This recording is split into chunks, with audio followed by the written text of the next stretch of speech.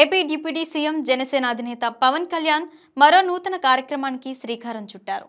హైందవ ధర్మ పరిరక్షణ, సనాతన ధర్మ పరిరక్షణ బోర్డు ఏర్పాటే లక్ష్యంగా పవన్ దక్షిణాది రాష్ట్రాల్లోని ప్రముఖ ఆలయాలను సందర్శించనున్నారు. ఈ మేరకు ఈ రోజు ఉదయం హైదరాబాద్ నుంచి కేరళ రాష్ట్రంలోని కొచ్చిన్కు బయలుదేరి వెళ్లారు. కొచ్చి సమీపంలోని శ్రీ అగస్త్య మహర్షి ఆలయాన్ని ఆయన దర్శించుకోనున్నారు. అలానే ఈ యాత్రలో భాగంగా కేరళ, తమిళనాడు రాష్ట్రాల్లోని ప్రసిద్ధ దేవాలయాలను పవన్ దర్శించుకోనున్నారు. ఇక ఈ 3 రోజుల యాత్రలో కేరళ, తమిళనాడులోని 7 క్షేత్రాలను సందర్శించనున్నారు.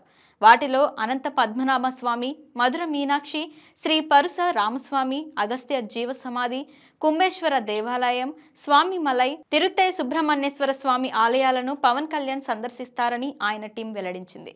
అలానే గతంలో మొక్కుకున్న మొక్కులు కూడా తీర్చుకోనున్నారని సమాచారం.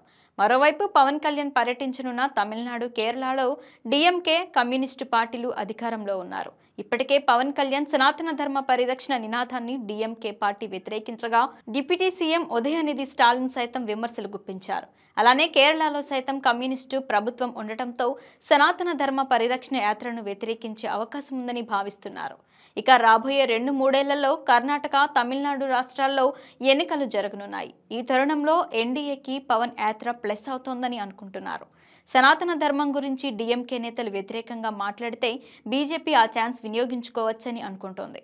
మరి పవన్ సనాతన ధర్మ పరిరక్షణ కోసం చేపడుతున్న ఈ యాత్ర ఏ పరిస్థితులకు దారి తీస్తుందో చూడాలి.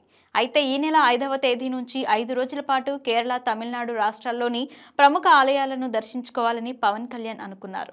కానీ అనుకోని రీతిలో వైరల్ ఫీవర్ రావడంతో పర్యటన వాయిదా పడింది.